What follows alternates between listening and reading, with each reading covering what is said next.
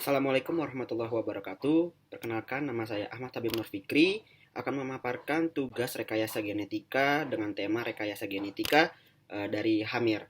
Judul yang saya ambil ini adalah rekayasa genetika brewing yeast untuk mereduksi kandungan etanol di dalam bir. Pengurangan kandungan etanol di dalam minuman beralkohol, terutama bir, ini sangat menarik minat bagi industri komersial. Hal ini didasari oleh permintaan konsumen yang terus meningkat dan telah sadar akan kepentingan kesehatan mereka ketika meminum minuman tersebut atau meminum minuman alkohol dalam kondisi mengemudi atau menyetir. Metode saat ini untuk memproduksi bir yang akan rendah alkohol ini dilakukan dengan cara fermentasi yang dimanipulasi atau penghilangan etanol pasca proses fermentasi sehingga akan menghasilkan sebuah rasa dan menghilangkan aroma. Namun cara tersebut biasanya dilakukan secara dialisis atau distilasi yang terkesan mahal dan butuh upaya yang keras. Terdapat teknik alternatif untuk memproduksi bir yang akan rendah kandungan etanol dengan menyediakan tempat pembuatan bir dengan galur ragi yang dimodifikasi secara genetik, kemudian akan membentuk lebih sedikit etanol selama proses fermentasi. Pengurangan produksi etanol dapat dicapai dengan merekayasa metabolisme flux karbon di dalam ragi yang menghasilkan peningkatan pembentukan produk fermentasi lainnya seperti gliserol. Jadi perlu disebutkan dalam konteks ini bahwa karakter bir yang akan rendah alkohol ataupun etanol itu dapat ditingkatkan atau dicapai jika dilengkapi oleh gliserol. Nah, apa sih gliserol itu? Gliserol itu merupakan produk sampingan saat ragi memfermentasikan gula menjadi etanol. Gliserol ini disintesis dengan mengurangi glikoliptik antara dihidroksiakseton fosfat atau DHP menjadi gliserol 3-fosfat atau G3P yang dikatalis oleh gliserol 3-fosfat dehidrogenase atau GPD, kemudian diikuti oleh defosforilasi G3P oleh gliserol 3-fosfatase atau yang disebut GPP. Isoenzim GPD atau gliserol 3-fosfat dehidrogenase ini sudah dikarakterisasikan atau dicirikan dalam Saccharomyces cerevisiae yang akan digunakan dalam pembuatan bir yang rendah alkohol ini.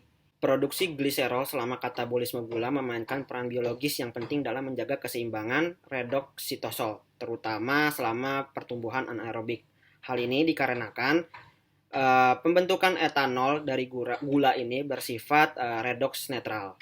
Pergeseran flux karbon menuju gliserol dengan mengorbankan pembentukan etanol dalam ragi dapat dicapai dengan hanya meningkatkan tingkat GPD. Sebagai contoh, jumlah gliserol yang dihasilkan oleh strain ragi di laboratorium yang mengekspresikan gen GPD meningkat 8,1 kali lipat, sementara hanya 63% etanol yang terbentuk dibandingkan dengan strain referensi. Oleh karena itu, kelebihan produksi GPD ini tampaknya menjadi pendekatan yang sesuai untuk menciptakan strain ragi untuk memproduksi bir yang rendah akan alkohol.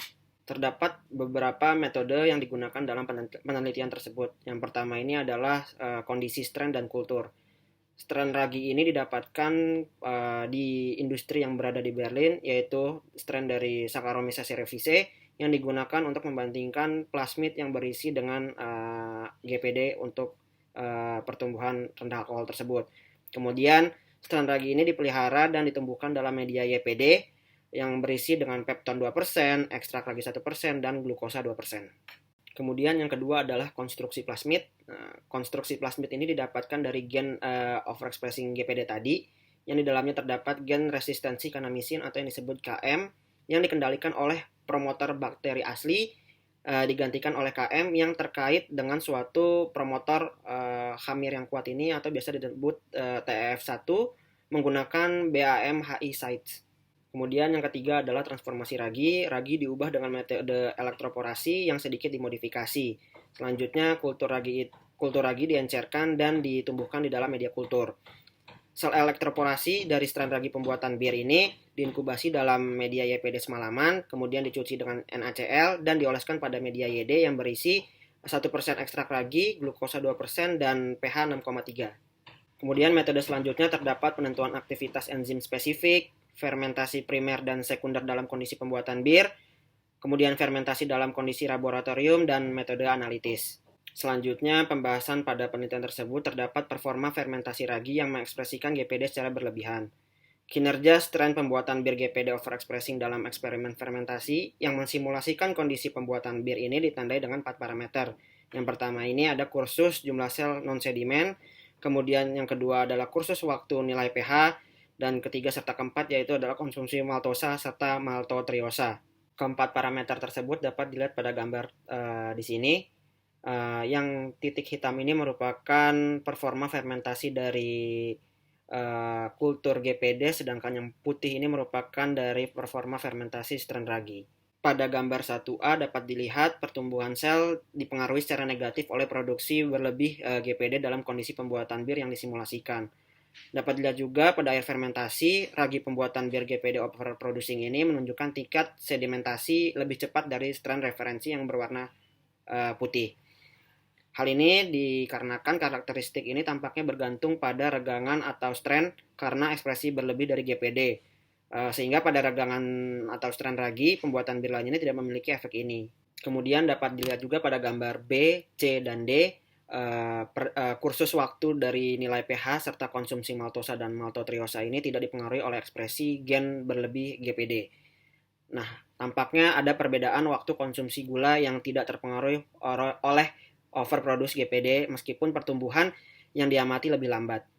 Hal ini dapat dijelaskan dengan tingkat spesifik yang lebih tinggi dari metabolisme gula yang disebabkan oleh ekspresi berlebih GPD. Nah, asumsi ini didukung oleh fakta bahwa strain laboratorium overexpressing GPD menunjukkan tingkat konsumsi glukosa spesifik yang lebih tinggi. Selain itu, strain ragi, anggur yang direkayasa menunjukkan peningkatan yang signifikan dalam laju produksi CO2 selama fase diam. Kemudian pembahasan berikutnya yaitu adalah pengurangan pembentukan etanol dalam produksi gliserol yang berlebihan.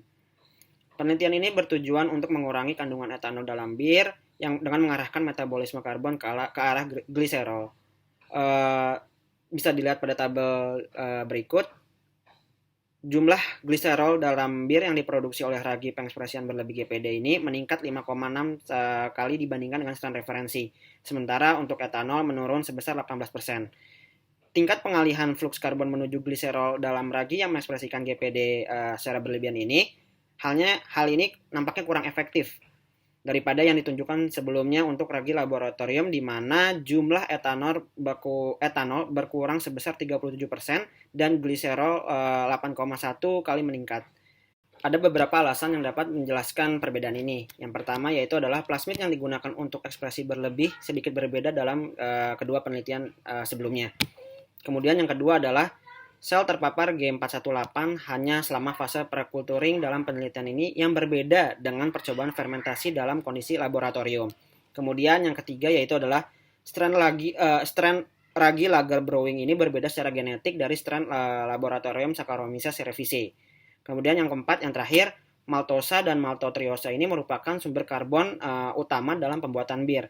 Karena strain tidak dapat memetabolisme gula yaitu glukosa dalam medium YPD yang digunakan sebagai satu-satunya karbon dalam penelitian sebelumnya yang menganalisis strain laboratorium yang mengekspresikan GPD secara berlebihan.